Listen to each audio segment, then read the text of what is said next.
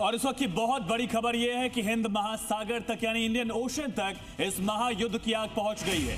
और जैसा लग रहा था वैसा ही होता हुआ नजर आ रहा है। ये युद्ध किस मोड़ तक पहुंच चुका है सोचिए।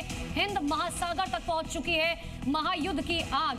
ईरानी युद्धपोत पर अमेरिका ने अटैक किया। IRIS देना को अमेरिका ने निशाना बनाया है। इस हमले में 87 ईरानी नौसैनिक मारे गए, 180 ऑन बोर्ड थे, जिसमें से 87 की मौत की खबर है। 32 घायलों को श्रीलंकन नेवी ने रेस्क्यू किया है।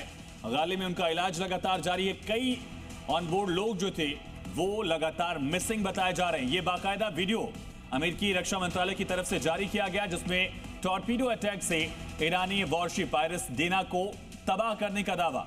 हालांकि यह भी दावा किया गया कि सेकेंड वर्ल्ड वॉर के बाद यह पहला मौका है जब टॉर्पीडो से किसी वॉरशिप को तबाह किया गया हो। महाविनाश से जुड़ी हुई इस वक्त की 5 तस्वीरें आप समझिए और पूरा मामला जो है आपको समझ आएगा।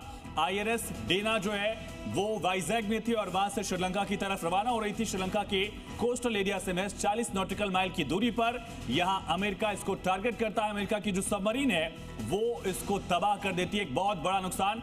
ईरान के सबसे मॉडर्न ईरानी वॉरशिप के तौर पर इसको देखा जा रहा था। एक तरफ पूरी नेवल फ्लीट जो है वो मिडिल ईस्ट में अमेरिका ने तबाह कर दिया, ऐसा दावा, और दूसरी तरफ ये वॉरशिप भी यहां खंडहर में तब्दील, मलबे में तब्दील हुई। तो ये आपने तस्वीर देखी। अब आप समझिए हिंद महासागर तक पहुंच चुकी है इस युद्ध की आग। और तमाम गेस्ट हम मेरे साथ लगातार मौजूद है। ब्रिगेडियर संजय खन्ना मेरे साथ मौजूद है, कर्नल तेज टिकू मेरे साथ मौजूद है और major general RK Singh sir मेरे साथ मौजूद है। तेज टिकू सर, सबसे पहले मैं आप ही से बात समझना चाह रही हूँ। अपने अनुभव के हिसाब से बताइए कि आखिर क्या लग रहा है, हिंद महासागर तक पहुंचना इस युद्ध का मतलब ये है कि युद्ध जल्द खत्म नहीं होने वाला? देखिए, हिंद महासागर में श्रीलंका के आसपास जो शिप ईरानी शिप पर हमला हुआ बहुत घातक था ये, और कई सारी कैजुअल्टीज़ भी हुई हैं। इससे अमेरिका की जो वॉर स्ट्रेटजी है उससे वो जाहिर होती है। सबसे बड़ी बात ये है कि ईरान का कोई भी शिप, कोई भी एसेट, कोई भी मिलिट्री इक्विपमेंट दुनिया में कहीं पर भी हो, समंदर में हो, समंदर के नीचे हो, धरती पर हो, स्पेस में, वो अब यूनाइटेड स्टेट्स सोचता है कि मेरा लेजिटिमेट टारगेट है। लेकिन इसमें एक और बात भी है। बात ये है कि हमारा अमेरिका के साथ U2 एक समझौता है जिसमें हमने इंटेलिजेंस शेयर करनी होती है, तो इन्होंने तो हमें बताया नहीं और श्रीलंका को भी नहीं बताया।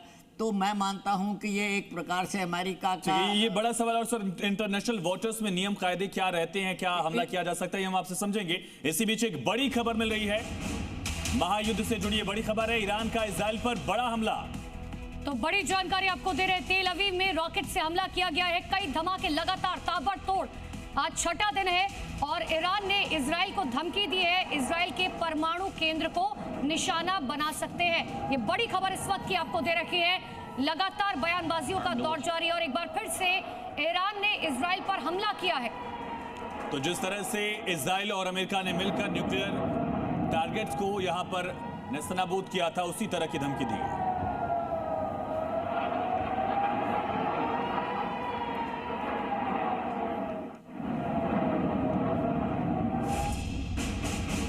इसी बीच एक और बड़ी खबर आपको बता दें, लंबी दूरी की प्रिसीजन मिसाइल बरसी है और सैन्य इतिहास में पहली बार इस मिसाइल का इस्तेमाल किया गया है।